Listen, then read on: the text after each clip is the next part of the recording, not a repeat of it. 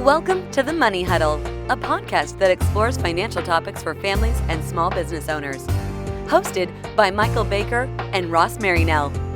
All opinions expressed by Michael and Ross or any podcast guests are solely their own opinions and may not reflect the opinions of Planners Alliance. The podcast recording is for informational purposes only and should not be relied upon for investment decisions. Clients of Planners Alliance may maintain positions in securities discussed on the program.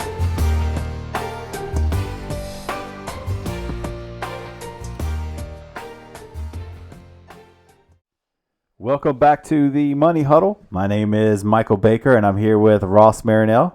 Ross? Hey, how you doing today? I'm good, buddy. How are you? Good.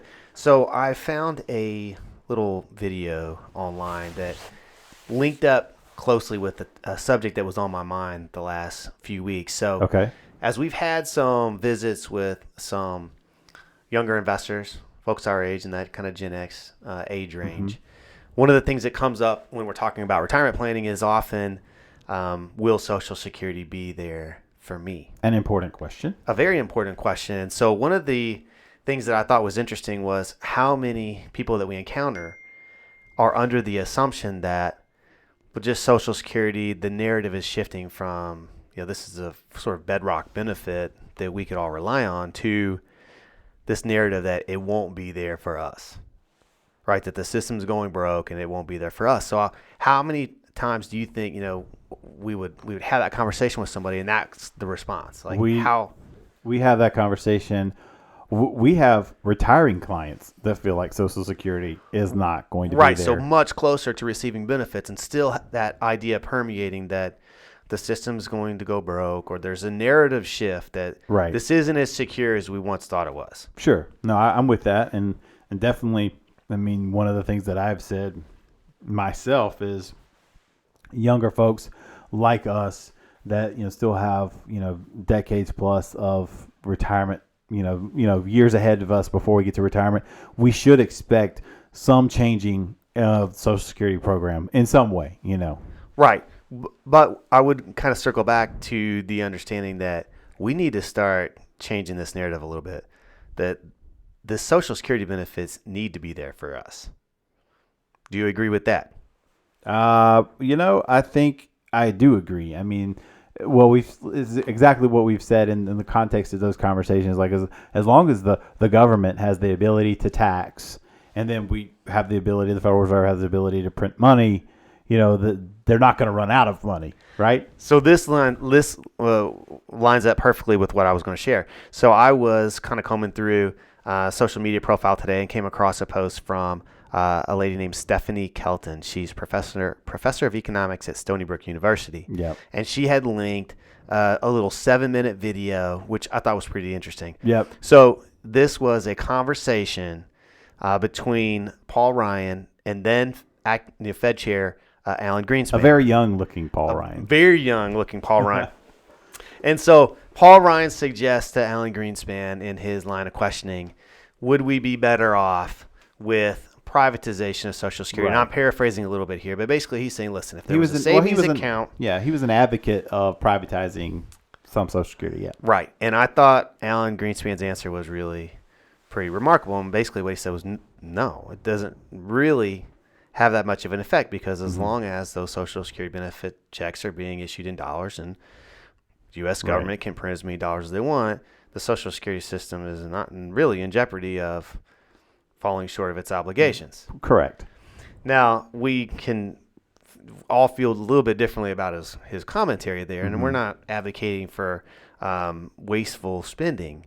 But I think when it does come to the Social Security benefit plan and working with younger savers that may have 10, 20, 30 years left to work, I think it's really important that we understand we need those benefits to be there.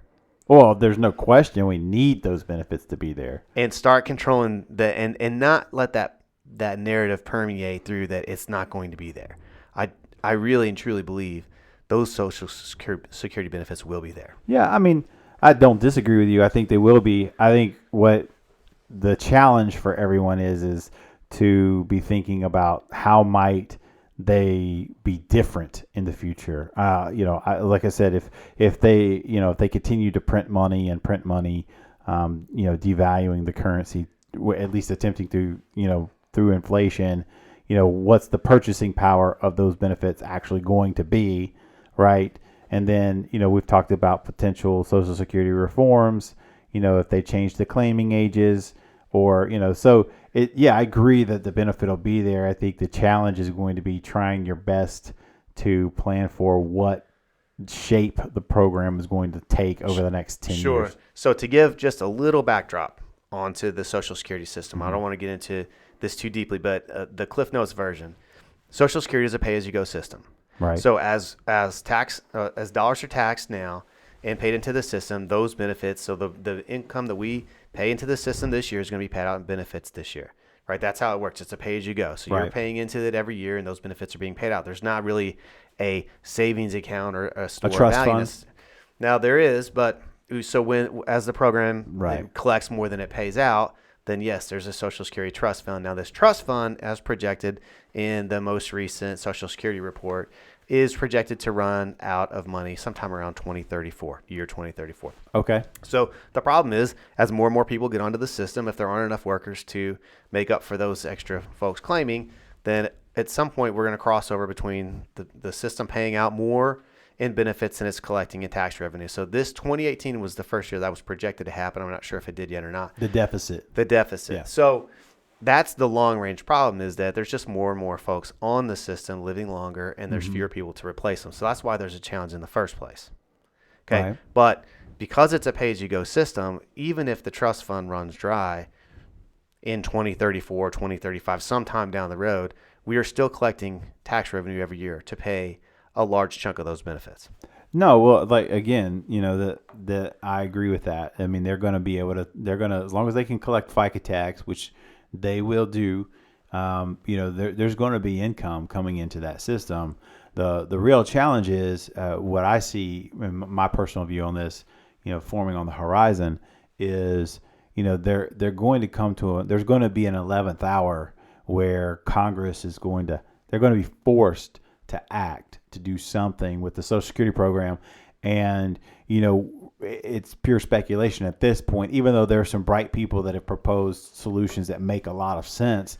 It's having the political willpower to kind of implement that, so to speak. I agree. And and the further we kick the can down the road, the fewer of those options that are in play. Right. There's a number of ways that the Social Security benefit system can be shored up. It probably will result in some level of either increased taxation or lower benefits being paid. But my whole theory still is this narrative. We can't let go of this idea that, Social Security is just not going to be there. It's going to be bankrupt. It's just too essential of a program, and too essential to the financial security of people living in retirement to just say, it won't be there for us. And that's where we've got to kind of reclaim that conversation. Yeah, no, I mean, I'm with you. I think it's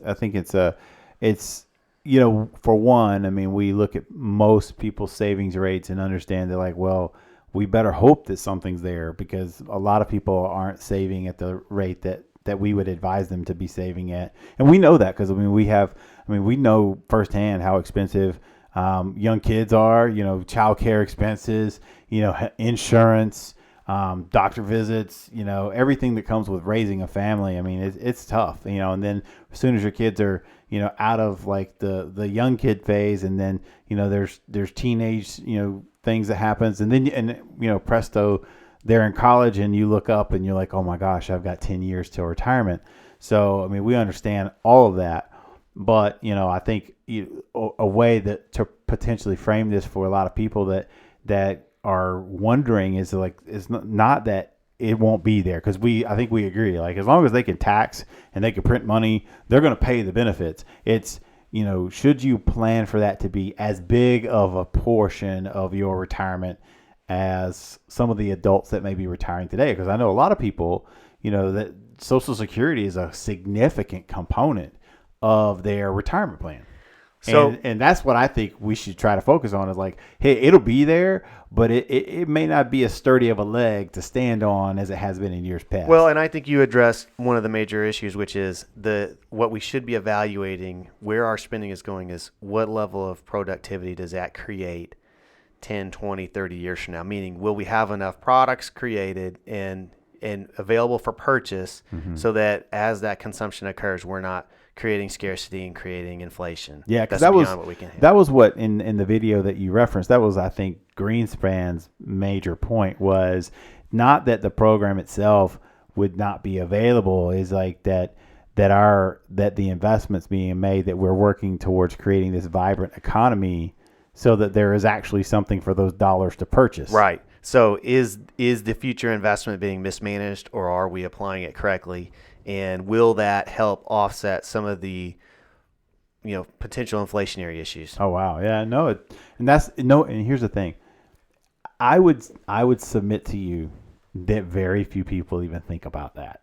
That hey, it's not about like how much money I can save today and what's Social Security going to pay and what's it going to be like, but it's also very much like, how will our economy be functioning 20 years from now, 25 years from now?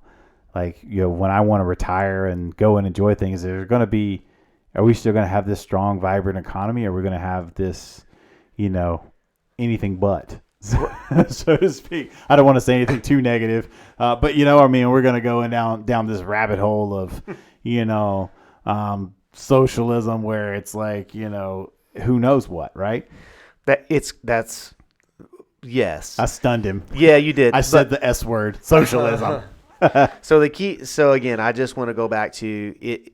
We live and breathe it because we're working with people transitioning from employment income to retirement income all the time. And we see hands-on how important Social Security is to the financial security of most people's lives. Right. And even if you looked at a young couple today, let's say in their early 40s, if you are expecting to have I just plugged into our Social Security software, a couple $1,000 benefit for a married couple. So each, just assuming a full retirement age benefit of $2,000, and just having them full defer retirement that. age would be what age? So 67 currently. Okay. And then I just had them start at age 70. Just as a reference point, we're not making any claiming suggestions. I just want to have some kind of comparative reference.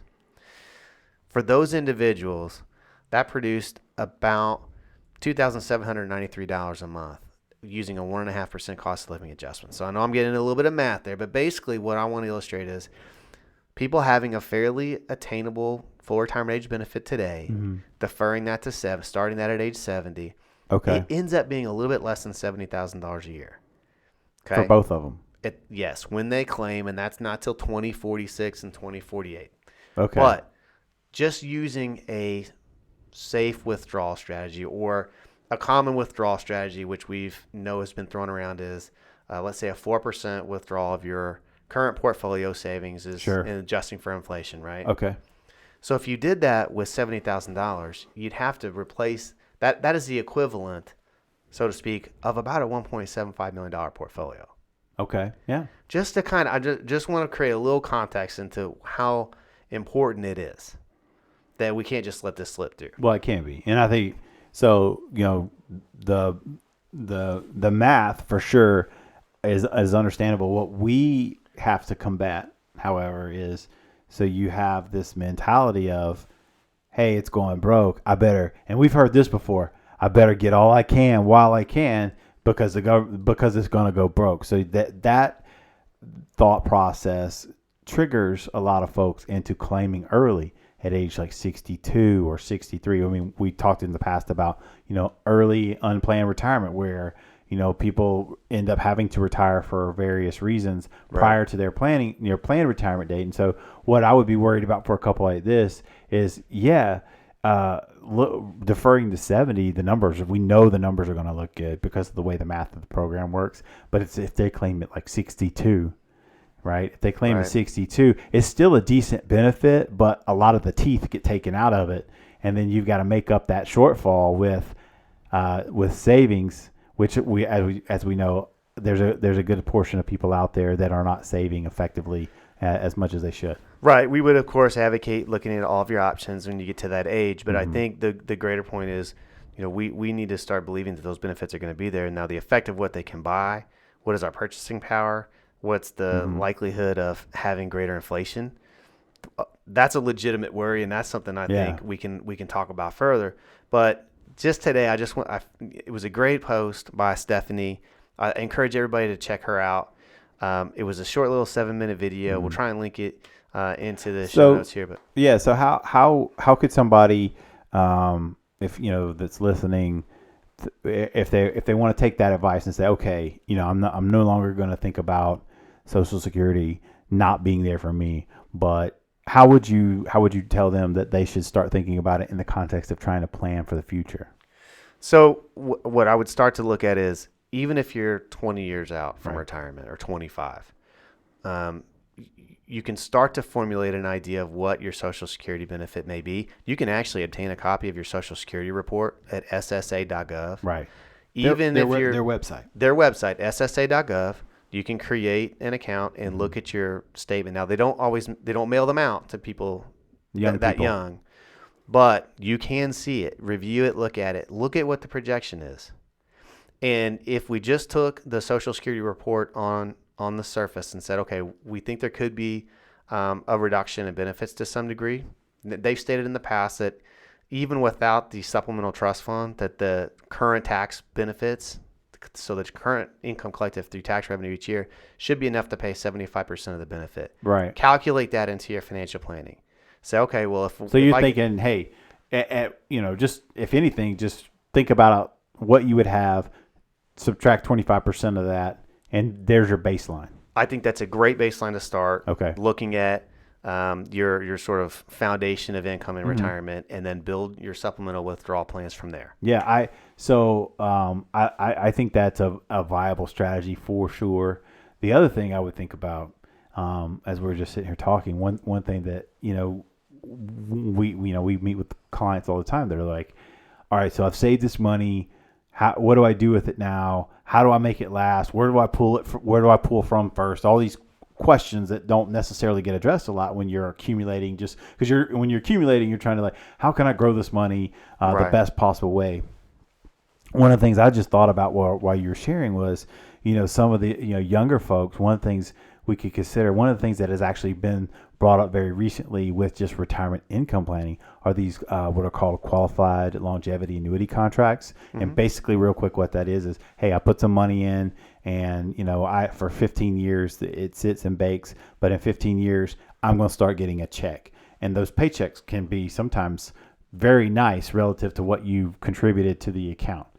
Correct. So I'm thinking, what if some of these younger folks don't start looking at possibly Social Security as one, like a qualified longevity promise from the government? Like, hey, so the goal is not retire and immediately file for Social Security. It's like save up enough money so that you can bridge yourself for a couple of years while you let that Social Security benefit defer up to age 70. So now you max out your Social Security benefit. So instead of like the example you gave, instead of where that couple, if they filed at 62, they might be getting, half to, 66% of it. They get a benefit where they're both, $70,000 a year as a baseline, and they're young. They're 70 years old, so they plan for a little income bridge to get them to 70.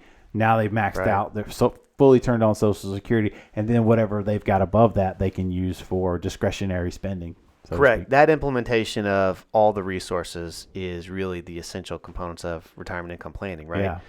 When do I start a Social Security benefit, or if it's a married couple, do you start one early and defer one? There's a way to mix. There's usually a way, if you look at all your options, to find sort of the optimal strategy for each family. And then you kind of know how. I always say that's kind of the first domino to fall. So once you know what your likely Social Security claiming strategy is, then you can start to figure out how you're going to layer in the rest of your supplemental income. But what a good way to start. And so I just want all our Gen X listeners and younger, let's not buy the narrative. Don't believe the hype. Not let that permeate our brains. We need those benefits. Yeah. No, I'm with you. I mean, I think kind of to sum it up, is main idea is it gets floated out there a lot that Social Security's broke. So Social Security's not going to be there for us in the future. And we're taking the stance of no. I mean, basically, as long as the government can tax, and we can print money, we can print our own currency, right? or the Federal Reserve can print our currency, we are going to be able to pay those programs out. It's just looking at the alternatives of, well, what kind of purchasing power will those dollars have? What kind of economy would we possibly retire into? And how can we adapt what we're doing now to plan for the long term? Absolutely. And if you have a moment, check out Stephanie, her post, Stephanie Kelton, professor of economics at Stony Brook University. Perfect.